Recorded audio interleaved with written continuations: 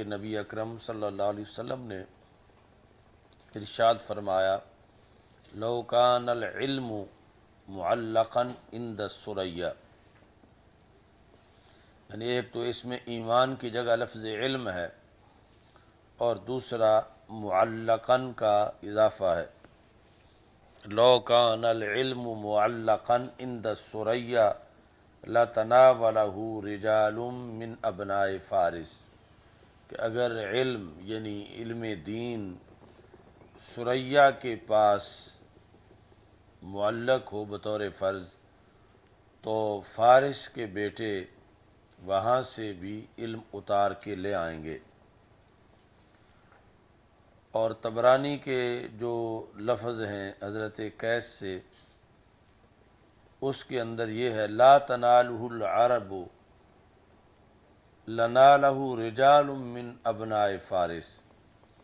پہلے الفاظ وہی ہیں کہ اگر علم ثریا کے پاس ہوا تو عرب کے لوگ تو اس کو نہیں اتار سکیں گے، مگر فارس کے بیٹے اس کو وہاں سے اتار کے لے آئیں گے۔ مسلم شریف کی جو روایت ہے اس میں اس طرح ہے کہ حضرت ابو ہریرہ رضی اللہ تعالی عنہ رسول اکرم صلی اللہ علیہ وسلم سے روایت کرتے ہیں لو کان الایمان عند الثریا لذهب به رجل من ابناء فارس حتی یتناولہ، اگر ایمان ثریا کے پاس ہوا تو اسے لے چلے گا فارس کے بیٹوں میں سے ایک مرد یہاں تک کہ اسے حاصل کر لے گا۔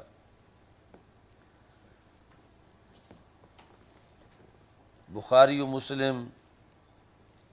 دونوں کے اندر حضرت ابو ہریرہ رضی اللہ تعالیٰ عنہ سے مروی ہے والذی نفسی بیدہ، کہ رسول اکرم صلی اللہ علیہ وسلم نے ارشاد فرمایا مجھے اس ذات کی قسم جس کی قبضہ قدرت میں میری جان ہے، لو کان الدین معلقا بالثریا، اگر دین ثریا کے پاس معلق ہوا لتناولہ رجل من فارس، تو فارس کا ایک بندہ وہاں سے اس کو اتار کے لے آئے گا۔ اب جو ہے یہ تبدیلی یہ ہے کہ علم کی جگہ دین ہے، تو لو کان الایمان، پھر لو کان العلم، اور تیسرے نمبر پر لو کان الدین معلقا بالثریا۔ باقی کہتے ہیں کہ ولیس المراد بفارس البلاد المعروفہ، کہ فارس سے مراد معروف علاقہ جس کو فارس کہا جاتا ہے، یعنی ایران کا علاقہ، وہ مراد نہیں، بل جنس من عجم، یعنی عرب کے مقابلے میں جتنا عجم کا علاقہ ہے اس سارے عجم کو فارس سے تعبیر کیا جاتا ہے۔ یعنی فارس کا عرف میں جو اطلاق ہے وہ ایران کی سرزمین پر ہے، تو اس سے آگے یہ برصغیر پاک و ہند اور افغانستان اور ماوراء النہر، یعنی ان کا امام شامی کا یہ مطلب ہے کہ یہ سارے ہی فارس کا حصہ ہیں اور یہاں کے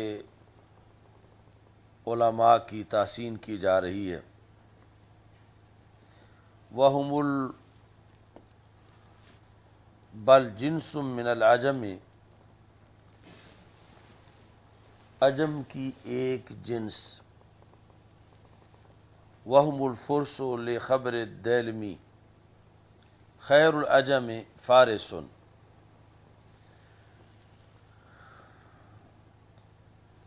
لیس المراد بفارس البلاد المعروفہ بل جنس من العجم، یعنی فارس سے مراد معروف شہر نہیں ہے بلکہ مجموعی عجم کی ایک جنس، یعنی عجم میں کئی اجناس ہیں، تو ایک جنس مراد ہے فارس سے، اور اس کا ذکر حدیث شریف میں اس طرح ہے کہ خیر العجم فارسن، عجم سے بہترین لوگ جو ہیں وہ ہیں جو کہ فارس کے ہیں۔ وقد کان جد ابی حنیفہ من فارس، امام اعظم ابو حنیفہ رحمہ اللہ تعالیٰ کے جو دادا جان تھے وہ فارسی تھے۔ علی ما علیہ الاکثرون، اس رائے کے مطابق جو اکثر محققین کی رائے ہے، یعنی کچھ کا تو یہ ہے کہ آپ عربی النسل ہیں، لیکن جو اکثر ہیں وہ اس پر ہیں کہ آپ فارسی النسل ہیں۔ حافظ سیوطی رحمہ اللہ تعالیٰ نے یہ کہا کہ ھذا الحدیث الذی رواہ الشیخان، کہ امام بخاری اور امام مسلم نے جو یہ حدیث روایت کی ہے، اصل صحیح یعتمد علیہ فی الاشارات لابی حنیفہ، یہ ایک صحیح بنیاد ہے کہ جس پر اعتماد کیا جا سکتا ہے، اس لحاظ سے کہ حدیث میں امام اعظم ابو حنیفہ کی طرف اشارہ کیا گیا ہے، یعنی یہ بخاری مسلم دونوں کی احادیث ایسی حدیثیں ہیں کہ جن کو معتمد بنایا جا سکتا ہے، اور یہ دونوں حدیثیں ان کی صحت پر اتفاق ہے۔ وَبِهِ يُسْتَغْنَى عَمَّا ذَكَرَهُ اصحاب المناقب ممن ليس له دراية في علم الحدیث۔ تو امام سیوطی کہتے ہیں کہ یہ جو بخاری مسلم کی حدیث ہے، اس سے بے نیازی ہو جاتی ہے اس چیز سے جس کو اصحاب مناقب نے ذکر کیا ہے، یعنی بعض اصحاب مناقب نے جو ایسی باتیں ذکر کی ہیں کہ جن کی درایت علم حدیث میں نہیں، کیونکہ ان کی سندوں کے اندر کذابون وضاعون شامل ہیں، یعنی جھوٹ بولنے والے راوی اور حدیثیں گھڑنے والے راوی ان کی سندوں میں موجود ہیں۔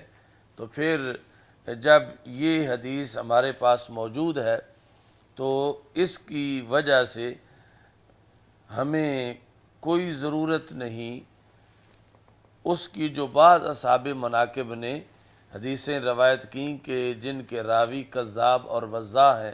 یہ صحیح مسلم اور صحیح بخاری کی اس حدیث نے ہمیں بے نیاز کر دیا ہے ان باتوں سے جو بعض اصحاب مناقب نے ذکر کی ہیں۔ شبرا ملسی کے حاشیہ میں ہے جو کہ مواہب پر ہے، اس حاشیہ میں علامہ شامی سے مروی ہے، یعنی یہاں ابن عابدین مراد نہیں علامہ شامی سے، بلکہ مشہور مورخ جو محمد بن یوسف صالحی دمشقی ہیں وہ مراد ہیں، جو کہ امام سیوطی کے شاگرد ہیں۔ انہوں نے یہ کہا کہ ما جازم بھی شیخنا،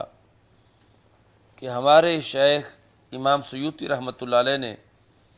جس بات پر قطعی طور پر لکھا، من ان ابا حنیفہ هو المراد من هذا الحدیث، کہ یہ لو کان العلم بالثریا والی جو حدیث ہے، اس سے قطعی طور پر اس سے مراد امام اعظم ابو حنیفہ ہیں۔ یہ کہتے ہیں کہ ما جازم بھی، اب اس کی خبر کیا ہے، ظاہر لا شک فیہ، یہ بات واضح ہے، اس میں کوئی شک نہیں ہے۔ یعنی ظاہر کا مطلب یہ ہے کہ ہمیں کوئی کھینچ کے یہ مطلب نہیں بنانا پڑے گا، بلکہ حدیث کے لفظوں سے یہ بالکل واضح ہے کہ امام اعظم اس کا مصداق ہیں۔ لأنه لم يبلغ من ابناء فارس فی العلم مبلغہ احد، یہ فاعل ہے لم یبلغ کا، کیونکہ ابناء فارس میں سے کوئی بھی اور ایسی شخصیت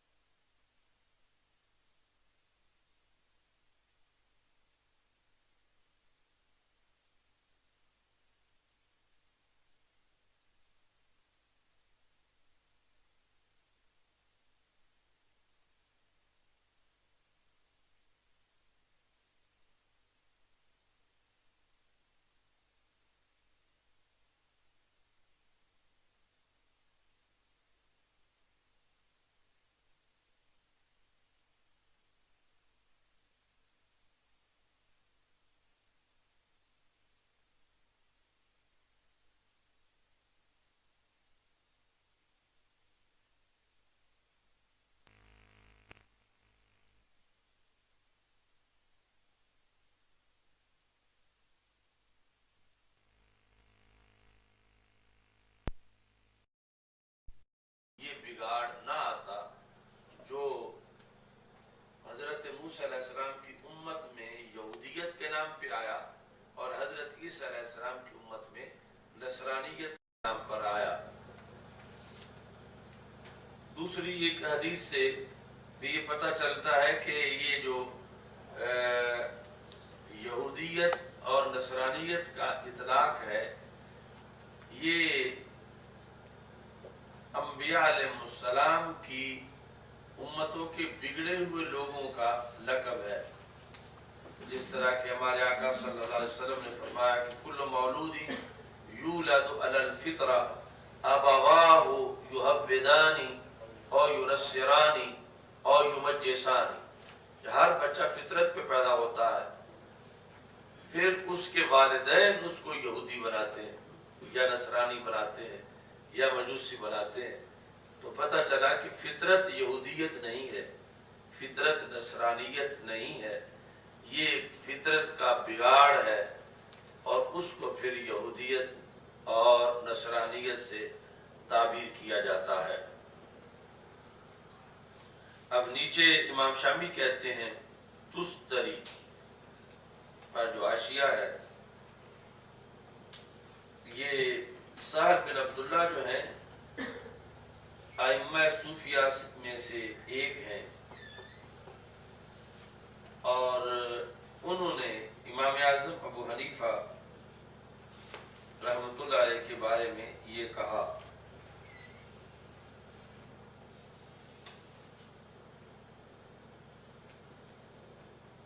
امام عظیم،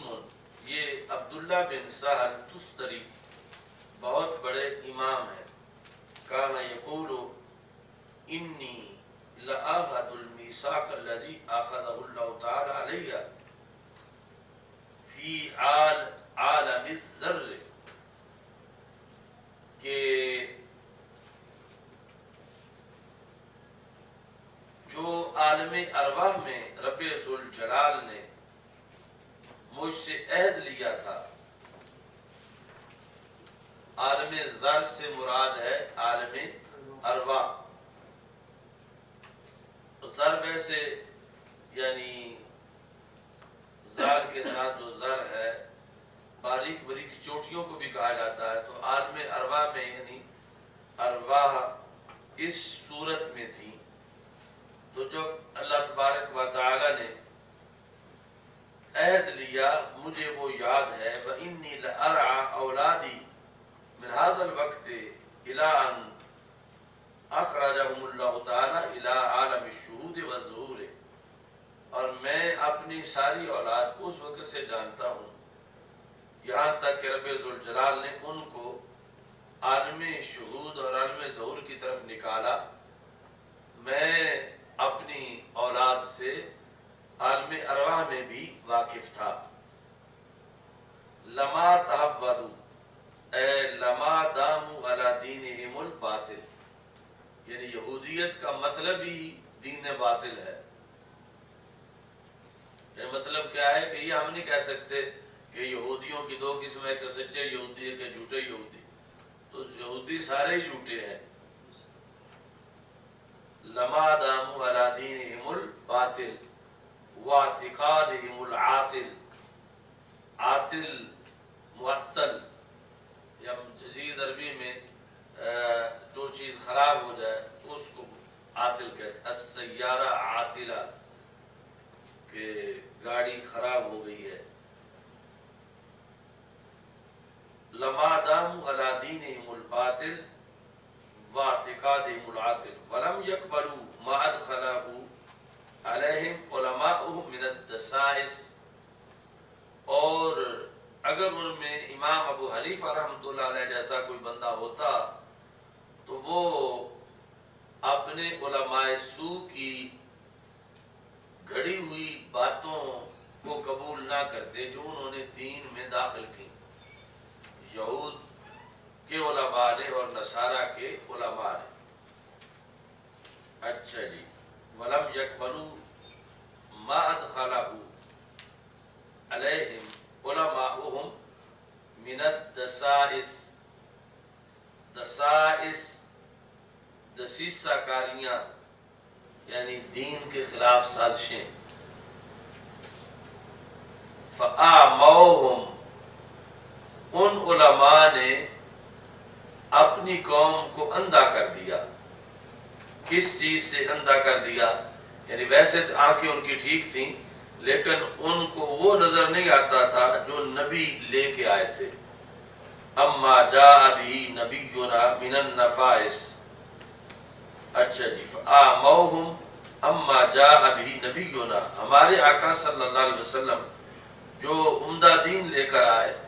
اس کے لحاظ سے وہ نابینا تھے۔ جو رسول پاک صلی اللہ علیہ وسلم کی اعلان نبوت کے موقع پر دنیا میں یہودی اور نصرانی موجود تھے، انہیں حق نظر نہیں آ رہا تھا کہ ان کے علماء سو نے ان کو نابینا کیا ہوا تھا۔ انہم لم یقبلوا ذالک، انہوں نے دین حق کو، دین اسلام کو قبول نہیں کیا، مگر یہ کس بنیاد پہ قبول نہیں کیا؟ سبب یہ تھا کہ ان کی عقلیں فاسد تھیں اور ان کی رائے ناکام تھی۔ فلو کان فیہم مثلہ غزیر العلم، اگر ان میں کوئی ایسے امام ہوتے جس طرح کہ امام اعظم ابو حنیفہ ہیں، غزیر العلم، غزیر العلم سے مراد ہے کثیر العلم، یعنی بہت زیادہ علم والے، ثاقب الفہم، اگر کوئی ایسے امام ہوتے جن کا فہم اتنا چمکدار ہوتا، قائما بالصدق، جو کہ سچ پر قائم ہوتے، عارفا بالحق، حق کو جانتے ہوتے، لرد جمیع ذالک، تو اگر امام صاحب جیسا کوئی عالم ہوتا تو اتنے کثیر علم والا، تو وہ کیا کرتا؟ علماء سو نے جو بھی اندھیرے پھیلائے ہوئے تھے ان سب کا وہ عالم جواب دیتا۔ وَأَنْقَذَهُمْ مِنَ الْمَهَالِكِ قَبْلَ غُلُوِّهِمْ، اور وہ عالم ان کو مہالک میں گرنے سے نجات دیتا، مہالک ہلاک ہونے کی جگہ میں گرنے سے، قبل غلوِّہم ان کے غلو سے پہلے، وَتَمَكُّنِ شُبَہِ فِي عُقُولِہم، یہ قبل کے نیچے آئے گا، معطوف علیہ غلو ہے، قبل اس کے کہ وسوسے ان کی عقلوں میں جگہ پکڑ جاتے، وہ امام ان کو مہالک میں گرنے سے بچا لیتا۔ فَإِنَّ كَوْنَهُ وَاحِدًا مِّنْهُمْ يَكُونُ لِكَلَامِهِ أَقْبَلَ فَإِنَّ الْجِنْسَ إِلَى الْجِنْسِ أَمْيَلُ فَلَا يَلْزَمُ تَفْصِيلُهُ عَلَى نَبِيِّنَا الْمُكَرَّمِ صلی اللہ علیہ وسلم فَافْهَمْ فَإِنَّ كَوْنَهُ وَاحِدًا مِّنْهُمْ يَكُونُ لِكَلَامِهِ أَقْبَلَ فَإِنَّ الْجِنْسَ إِلَى الْجِنْسِ أَمْيَلُ فَلَا يَلْزَمُ تَفْصِيلُهُ عَلَى نَبِيِّنَا الْمُكَرَّمِ صلی اللہ علیہ وسلم۔ اگر کوئی ایک عالم دین امام ابو حنیفہ رحمۃ اللہ علیہ جیسا ان میں ہوتا تو وہ یہودی نہ ہوتے، فَإِنَّ كَوْنَهُ وَاحِدًا مِّنْهُمْ، کیونکہ اب سوال یہ پیدا ہوتا ہے کہ یہ تو کمزور بات ہے جو تم کر رہے ہو کہ اگر امام اعظم جیسا بندہ ان میں ہوتا تو جب خود رسول پاک صلی اللہ علیہ وسلم سامنے موجود تھے، کیونکہ اب بات تو اس وقت کی ہو رہی ہے کہ جب ہمارے آقا صلی اللہ علیہ وسلم نے اعلان نبوت کر دیا، اور اس وقت جو یہودی نصرانی سرکار کا کلمہ نہیں پڑھ رہے تھے، تو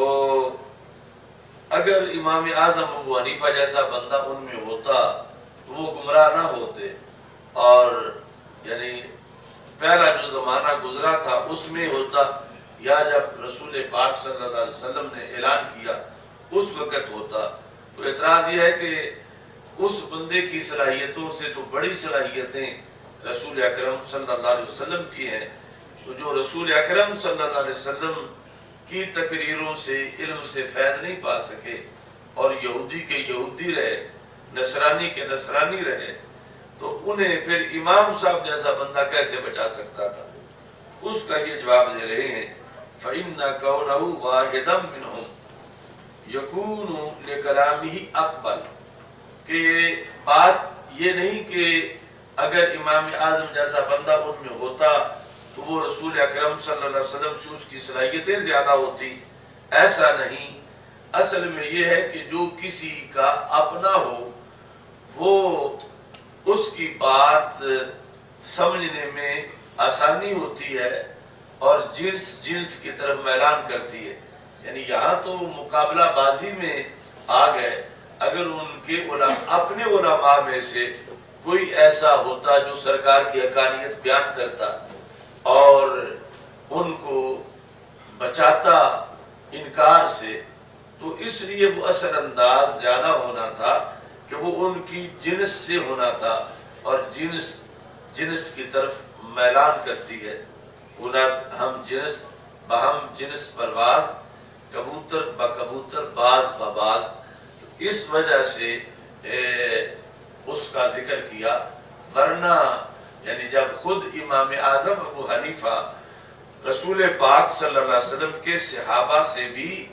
نیچے ہیں، تو امام اعظم ابو حنیفہ جیسا بندہ جو ہے اس کی اثرات علم کے لحاظ سے سرکار دو عالم صلی اللہ علیہ وسلم سے زیادہ کیسے ہو سکتے تھے؟ تو یہ جو ایک فطری تعلق ہے جنس کے ساتھ، اس وجہ سے لوگ زیادہ مائل ہوتے اور ایسے عالم کی بات سن کے رسول پاک صلی اللہ علیہ وسلم کا کلمہ پڑھ لیتے۔ فَإِنَّ كَوْنَهُ، چونکہ ہونا اس عالم کا انہی میں سے، يَكُونُ لِكَلَامِ أَقْبَلَ، اس کے کلام کی زیادہ قبول ہونے کا باعث بنتا جو عالم ان کا اپنے میں سے ہوتا، کیونکہ جنس کی طرف میلان زیادہ کرتی ہے۔ فلا یلزم تفضیلہ علی نبینا المکرم صلی اللہ علیہ وسلم، یہ تھا اصل اعتراض۔ لہذا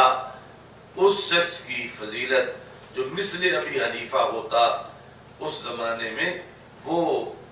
اس کی فضیلت رسول اکرم صلی اللہ علیہ وسلم پر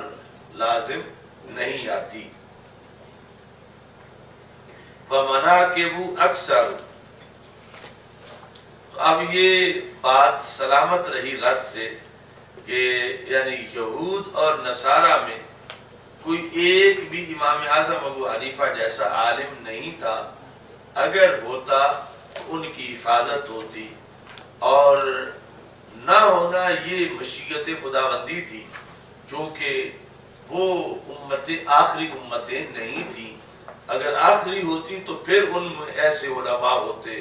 کہ جو ان کی حفاظت کرتے، وہاں بگاڑ آنا ہی تھا۔ اس کے بعد پھر رسول اکرم صلی اللہ علیہ وسلم کی طرف سے اصلاح کا دور شروع ہونا تھا، اور پھر آگے نبی اکرم صلی اللہ علیہ وسلم کی امت کا یہ شرف ہے، علماء امتی کا انبیاء بنی اسرائیل،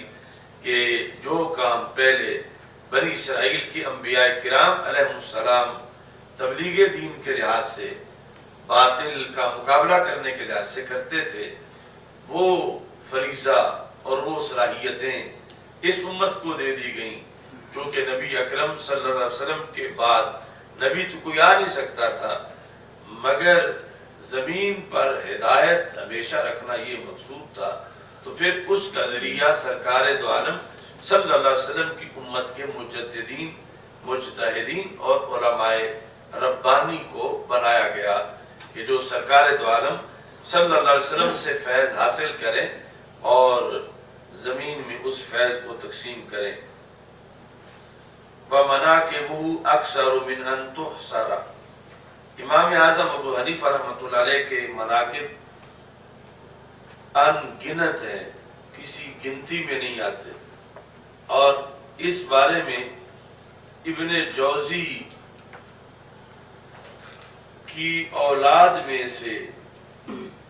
ایک شخص نے 2 بڑی جلدوں میں کتاب لکھی امام اعظم ابو حنیفہ کی حمایت میں، الانتصاب لامام ائمۃ الامصار، ائمۃ الامصار کے امام، یعنی سارے ملکوں کے اماموں کے امام کی حمایت کرنا، الانتصار لامام ائمۃ الامصار، یعنی امام اعظم ابو حنیفہ، مالکی، حنبلی، شافعی، حنفی، سارے اماموں کے امام ہیں، تو آپ کی حمایت میں کتاب سبت ابن جوزی نے لکھی۔ ھذا من مشکل التراکی، یہ جو مناقبہ اکثر من ان تحصى فإن ظاہرہ تفضیل الشیء فی الاکثریت علی الإحصاء، کہ ظاہری طور پر اس کا یہ مطلب لازم آتا ہے کہ کسی شے کو احصاء پر اکثریت میں فضیلت دینا، احصاء پر اکثریت میں فضیلت دینا، ولا معنی لہو، اور اس کا کوئی مطلب نہیں بنتا کہ احصاء پر اکثریت میں کسی شے کو فضیلت دی جائے، ونظائرہ، اور اس کی مثالیں بہت زیادہ ہیں، قل من یتنبہ لاشکالھا، بہت کم لوگ ہیں جو اس طرح کے لفظ بولنے سے اجتناب کرتے ہیں، ووجہ بأوجہ متعددۃ، باقی اس ترکیب کی کئی توجیہ ہیں، بینتھا فی رسالتی المسمات، میں نے اپنے اس رسالے میں جس کا نام رکھا گیا الفوائد العجیبہ فی اعراب الکلمات الغریبہ، اس کے اندر میں نے ذکر کیا ہے ان تعویلوں کو۔ ان تعویلوں میں سے سب سے آخر میں سب سے اصل اچھی تعویل وہ ہے جو رضی نے ذکر کی ہے کافیہ کی شرح کے اندر، کہ یہاں جو لازم آ رہا ہے مناقب اکثر من ان تحصر، جو خرابی لازم آ رہی ہے وہ تب لازم آ رہی ہے کہ اکثر کو اس میں تفضیل مانا جا رہا، اور پھر کہ حسن پر فضیلت دینے کا کیا مطلب بنتا ہے؟ تو رضی نے کہا کہ انہو لیس المراد التفضیل، کہ یہاں پر اگرچہ صیغہ اس میں تفضیل کا ہے مگر افضل سے مراد تفضیل نہیں ہے، بل المراد البعد عن الکثرت، اس سے مراد اکثر سے مراد کثرت سے بعد ہے۔ تو یہ بھی آپ ایک حوالہ لگا سکتے ہیں کہ عمومی طور پر اکثر کا یہی قانون ہے کہ اکثر جو ہے وہ جب من سے استعمال ہے تو اس میں تفضیل کے معنی میں ہوگا، اور اس میں تفضیل کے معنی سے ہو تو پھر اس جیسی عبارات میں اعتراض لازم آتا ہے۔ تو رضی نے کہا کہ یہ اس میں تفضیل ہونے کے باوجود کبھی تفضیل سے خالی ہوتا ہے، بل المراد البعد عن الکثرت، اس میں کثرت پر احصاء پر کثرت کی افضلیت مراد نہیں ہوتی بلکہ کثرت سے بعد مراد ہوتا ہے۔ فمن متعلقہ بافعل التفضیل بمعنی فمن متعلقۃ بافضل التفضیل، جو من ہے اکثر کے بعد عبارت میں، وبنا کہ وہ اکثر من، یہ من جو ہے یہ متعلق ہے افعل التفضیل کے، بمعنی تجاوز وباین بلا تفضیل، یعنی جس طرح کے صیغہ مبالغہ کے لحاظ سے اعتراض ہوتا ہے وما ربک بظلام للعبید، تو نفی قید کی طرف راجع ہوتی ہے، تو مطلب یہ بنتا ہے معاذ اللہ کہ اللہ تمہارا رب جو ہے وہ زیادہ ظلم کرنے والا نہیں۔ تو اس سے یہ اخذ ہوا کہ کچھ نہ کچھ تو کر لیتا ہے معاذ اللہ، زیادہ نہیں کرتا، حالانکہ اللہ تعالیٰ نفس سے ظلم سے پاک ہے، نہ زیادہ ظلم کرتا ہے نہ تھوڑا ظلم کرتا ہے۔ اب وہاں پر ظلام ہے تو صیغہ مبالغہ کا، مگر وہاں پر ظالم کے معنی میں ہے، اپنے معنی میں نہیں ہے۔ وما ربک بظالم، یعنی نفس سے ظلم کی تب نفی ہوگی جب ظلام کو ظالم کے معنی میں لیں گے، اگر ظلام کو ظالم کے معنی میں نہ لے تو پھر اعتراض باقی رہ جائے گا کہ اللہ سے زیادہ ظلم کی تو نفی ہوگی، معاذ اللہ تھوڑے ظلم کی نفی نہیں ہوگی، حالانکہ اللہ پاک ہے کہ وہ ولا یظلمون فتیلا، کہ جو گٹھلی میں باریک سا دھاگا ہے اتنا بھی اللہ کی طرف سے کسی پر ظلم نہیں کیا جائے گا۔ تو اس بنیاد پر جیسے وہاں غلام ظالم کے معنی میں ہے، یعنی مبالغہ سے اسے خالی کر دیا گیا ہے، ایسے ہی یہاں پر اکثر کو تفضیل کے معنی سے خالی کر دیا گیا ہے، اور مطلقاً جو ہے وہ بعد کے معنی میں ہے۔ اچھا جی، بس تو اس میں آگے ہے سبت، قیل الاسباط الاولاد خاصتاً، بعض نے کہا کہ لفظ سبت جو ڈائریکٹ بندے کی سلبی اولاد ہے اس پہ بولا جاتا ہے، اور بعض نے کہا کہ اولاد الاولاد پہ بولا جاتا ہے، یعنی پوتوں پہ دوتوں پہ، اور بعض نے کہا کہ بیٹیوں کی اولاد پہ بولا جاتا ہے، دوتروں پر۔ یہ تین معنی اس کے ذکر کیے گئے، لیکن مشہور جو ہے وہ بیٹیوں کی جو اولاد ہے اس پر سبت کا اطلاق ہے، جس طرح کہ حدیث شریف میں ہے کہ الحسین سبت من الاسباط، تو وہ سیدہ فاطمہ رضی اللہ تعالی عنہا کی اولاد ہونے کے لحاظ سے، یعنی یہ معنی زیادہ راجع بنتا ہے کہ بیٹیوں کی جو اولاد ہے اس کو سبت کے ساتھ تعبیر کیا جاتا ہے۔ اس کے بعد یہ ہے فی من الف فی مدح ابی حنیفہ تھا وفی من الف فی الطعن فیہ، یعنی وہ کہ جنہوں نے امام اعظم ابو حنیفہ رحمۃ اللہ علیہ کی حمایت میں کتابیں لکھی اور وہ جنہوں نے مخالفت میں لکھی۔ حمایت میں لکھنے والے یہ 2 جلدوں کے اندر سبت بن جوزی، انہوں نے کتاب کا نام رکھا انتصار۔ انتصار کا معنی بدلہ لینا بھی ہوتا ہے، اور اسی کے ضمن میں حمایت کا معنی بھی موجود ہے۔ انما سماہ بذالک، تو سبت بن جوزی نے کتاب کا یہ نام کیوں رکھا الانتصار؟ لأن الامام رضی اللہ تعالی عنہ لما شاعت فضائلہ، کہ جب امام اعظم ابو حنیفہ رحمۃ اللہ علیہ کے فضائل شائع ہوئے، شاعت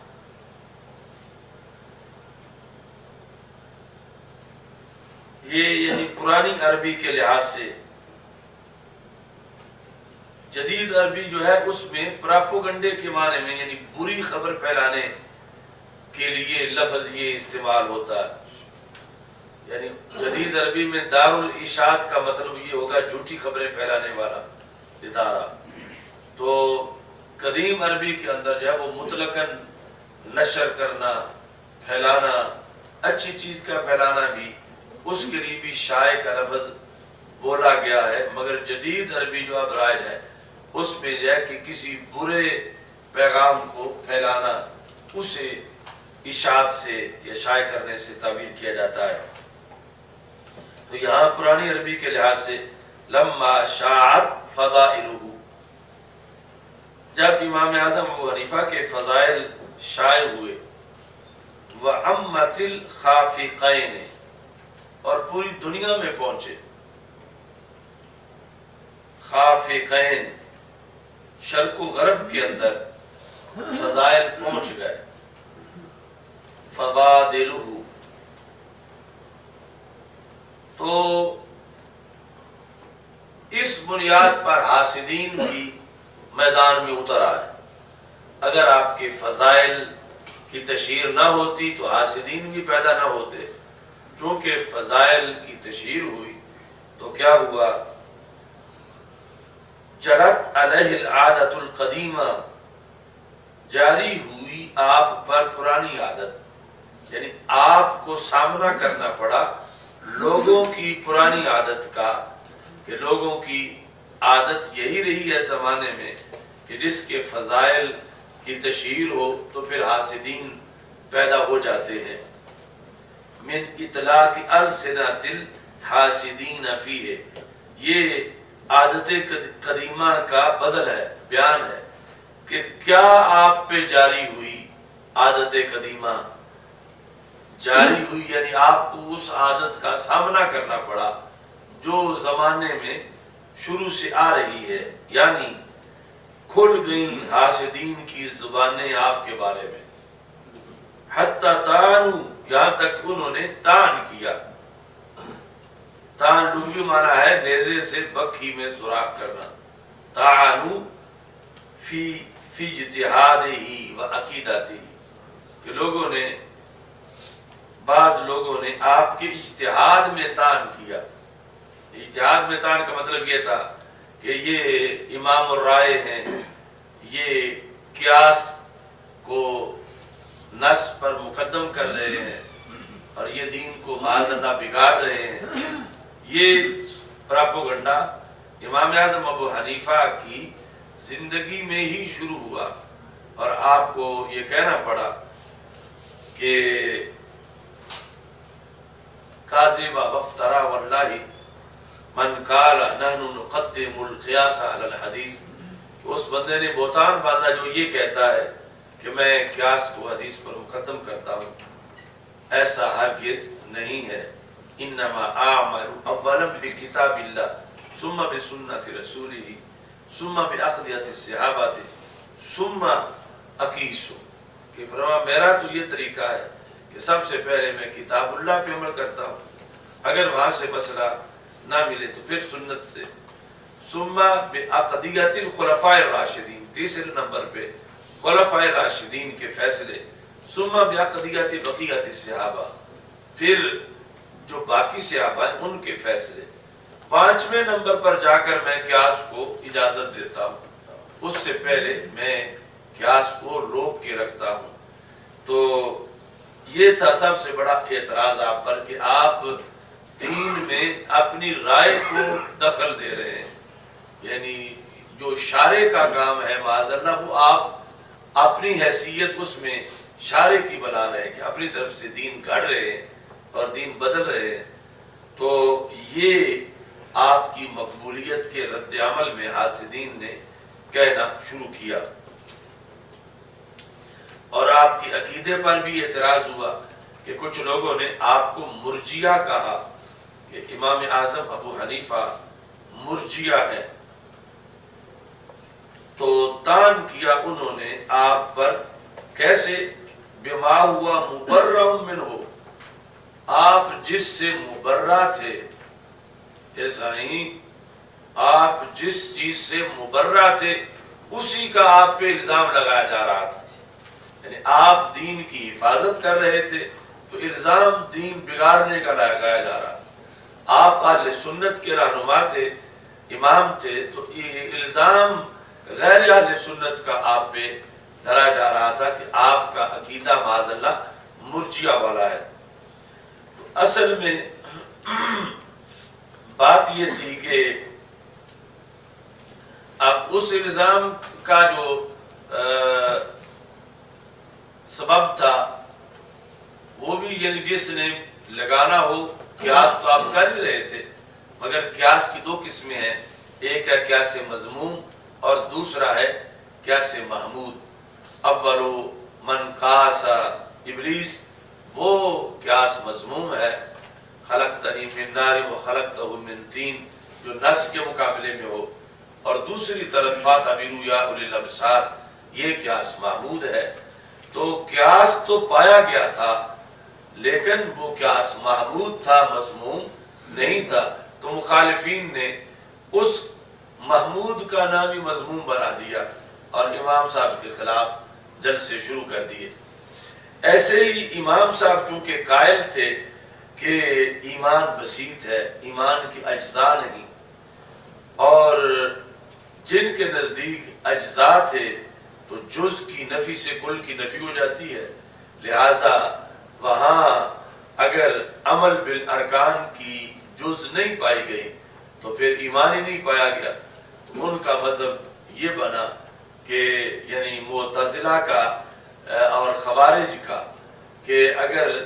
عمل نہیں ہے تو ایمان نہیں ہے۔ آگے معتزلہ کے نزدیک بندہ مومن تو نہیں رہا مگر کافر بھی نہیں بنا،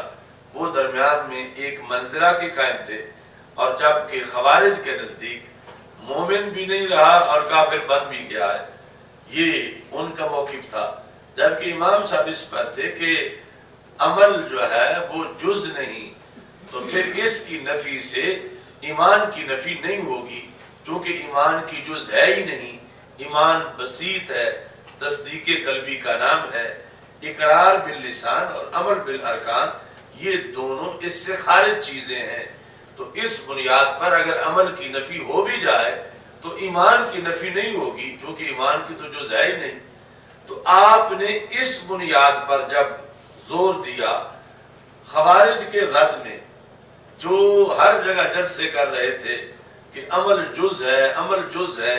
عمل نہیں تو ایمان نہیں، تو آپ اس کے رد عمل میں یہ بتا رہے تھے کہ ایمان کے اندر عمل شامل نہیں، عمل کی ویلیو بڑی ہے مگر ایمان سے خارج ایک چیز ہے، ایمان بسیط ہے، تو اگر عمل کی نفی ہو بھی جائے تو بندہ پھر بھی مومن ہی رہتا ہے، کافر نہیں ہو جاتا۔ تو اب وہ جو تھے معتزلہ اور خوارج، وہ امام صاحب کی بات کا تو جواب نہیں دے سکتے تھے، لیکن انہوں نے یہ پراپیگنڈا شروع کر دیا کہ یہ تو عمل کو مانتے ہی نہیں، حالانکہ آپ نہیں مانتے تھے کہ عمل ایمان کی جز نہیں، جز ہونے کے لحاظ سے نہیں مانتے تھے، ورنہ تو اس کو ضروری سمجھتے تھے، مگر مخالفین نے یہ پراپیگنڈا کیا کہ یہ تو مرجیہ ہے، اور مرجیہ میں ارجاء ہوتا ہے، اور ارجاء کا مطلب ہوتا ہے مؤخر کرنا، مرجیہ کو اس لیے مرجیہ کہا جاتا ہے کہ وہ عمل کو مؤخر کرنے کے قائل تھے کہ صرف کلمہ پڑھ لیں یہ کافی ہے، عمل کو ڈیلے کر دو، صرف کلمہ پڑھ لیں تو جنت مل جائے گی۔ تو امام صاحب ادھر ایمان کی حفاظت کر رہے تھے تو ادھر یہ الزام لگ گیا کہ یہ تو مرجیہ ہیں، ان کے نزدیک تو عمل کی کوئی ویلیو ہی نہیں۔ آپ کہہ رہے تھے کہ ایمان کی جز نہیں، ایمان سے خارج ہے، کیونکہ آیت میں یہ بھی ہے، یہ بھی ہے، یہ بھی ہے کہ کتنی جگہ عمل کی نفی کے باوجود پھر بھی ایمان کا ذکر آیا ہے، بندہ مومن کو ایمان والا کہا گیا ہے۔ تو بہرحال وہ دلائل کا جواب نہ دے پائے تو امام صاحب پر انہوں نے عقیدے کا الزام لگا دیا کہ امام صاحب مرجیہ ہے۔ اس سینیریو کے اندر پھر کچھ لوگوں کو یہ جذبہ بیدار ہوا کہ امام مظلوم ہے تو ان کی حمایت کرنی چاہیے، کیونکہ آپ تو دین کی حفاظت میں دن رات لگے ہوئے ہیں اور پروپیگنڈا یہ ہو رہا ہے کہ یہ دین بگاڑ رہے ہیں، اور آپ اہل سنت کے امام ہیں اور پروپیگنڈا یہ ہو رہا ہے کہ یہ تو مرجیہ ہو گئے ہیں، بد عقیدہ ہو گئے ہیں۔ اس لیے پھر لوگ میدان میں نکلے اور انہوں نے امام اعظم ابو حنیفہ کے مناقب لکھے، آپ کی امانت دیانت اور آپ کے عقائد اور فقہ کی حمایت میں کتابیں لکھی کہ یہ لکھنے کا باعث یہ بنا کہ جب مخالفت ہوئی تو مخالفت کو نیچے کرنے کے لیے محبین نے امام صاحب کی حمایت میں کتابیں لکھنا شروع کی۔ یعنی حاسدین کا حسد ان کو تو جلا کے راکھ کر گیا، مگر ادھر فائدہ ہی ہو گیا کہ حسد نہ کرتے تو کتابیں نہ لکھی جاتی امام صاحب کے مناقب میں۔ جب مخالفین نے حسد کیا تو پھر امام صاحب کے مناقب کے اندر کتابیں لکھی گئی بلا تشبیہ و تمثیل۔ اگر حضرت بریدہ اسلمی وہ شکایت نہ لگاتے مولا علی رضی اللہ تعالیٰ عنہ کی تو پھر من کنت مولا فالی مولا یہ جلسہ نہ ہوتا غدیر خم میں۔ وہ اس لیے ہوا کہ جب شکایات لگائی گئیں، حضرت خالد بن ولید کا خط آیا، حضرت بریدہ جو ہے ان کی طرف سے شکایت آئی، اور اس طرح حضرت اسامہ کا مسئلہ بنا جن کو حضرت علی رضی اللہ تعالی عنہ نے کہا کہ تم تو میرے غلام ہو، انتا مولایا، انہوں نے کہا انا مولا رسول اللہ لست مولاکم، میں آپ کا مولا نہیں ہوں، میں تو رسول پاک صلی اللہ علیہ وسلم کا مولا ہوں۔ یعنی یہ مولا ہمارا غلام تھا کہ میں تو سرکار کا غلام ہوں، میں آپ کا غلام نہیں ہوں۔ تو اب یہ موقع بنا کہ خواجہ من کنت مولا ہو فالی مولا ہو، کہ یہ اتنی بڑی ذات ہے کہ جب یہ کسی کو اپنا غلام کہتے ہیں تو آگے سے اعتراض نہیں ہونا چاہیے۔ اور دوسرا یعنی جس طرح کہ رسول اکرم صلی اللہ علیہ وسلم نے فرمایا من احبنی فلیحب الانصار، جو مجھ سے پیار کرتا ہے وہ انصار سے بھی پیار کرے۔ انصار کو اجنبی نہ سمجھو کہ ان کی کیا حیثیت ہے، چلو مہاجرین تو قریش ہیں اور یہ اجنبی لوگ ہیں، تو سرکار نے فرمایا نہیں، ان کی محبت کو میں نے اپنی محبت بنا دیا، تو جو مجھ سے محبت کرتا ہے وہ انصار سے بھی کرے۔ تو ایسی حضرت بریدہ رضی اللہ تعالیٰ عنہ کو اور باقی جن کے اعتراضات تھے انہیں یہ واضح کر دیا کہ مولا علی رضی اللہ تعالیٰ عنہ کی محبت میری محبت ہے، جب تم مجھ سے محبت کرتے ہو تو پھر اس محبت کے لیے ضروری ہے کہ تم مولا علی رضی اللہ تعالیٰ عنہ سے بھی محبت کرو۔ تو بظاہر یعنی وہ یمن والوں کا اعتراض تھا اور اسی سے فضائل کا دروازہ کھلا اور رسول اکرم صلی اللہ علیہ وسلم نے یہ خطبہ ارشاد فرمایا۔ اچھا جی، حتی تعانو فی اجتہادہ و عقیدتہ بما ہوا مبرع منہ، وہ اعتراض کیا جس کا کوئی تک نہیں بنتا تھا، قطعا ہرگز وہ کوئی بات امام صاحب میں معیوب نقص والی نہیں تھی۔ وہ کیوں کر رہے تھے حاسدین؟ لقصد ان یطفئوا نور اللہ، وہ اللہ کے نور کو بجھانا چاہتے تھے. وَيَأْبَى اللَّهُ إِلَّا أَن يُتِمَّ نُورَهُ، لیکن اللہ جو ہے وہ اپنے نور کو مکمل کر کے چھوڑتا ہے. یعنی امام صاحب کی شکل میں جو حق کی وضاحت ہو رہی تھی یہ اللہ کا نور تھا، اور حاسدین اس نور کو بجھانا چاہتے تھے، اور اللہ تعالیٰ نے طے کیا ہوا تھا کہ یہ نور بجھے گا نہیں بلکہ یہ مکمل ہوگا. اس طرح پھر اللہ تعالیٰ کی طرف سے لوگوں کے دلوں میں یہ بات آئی کہ امام اعظم ابو حنیفہ کی حمایت کی جائے، اور اس بنیاد پر پھر کتابیں لکھی گئیں. الحمدللہ.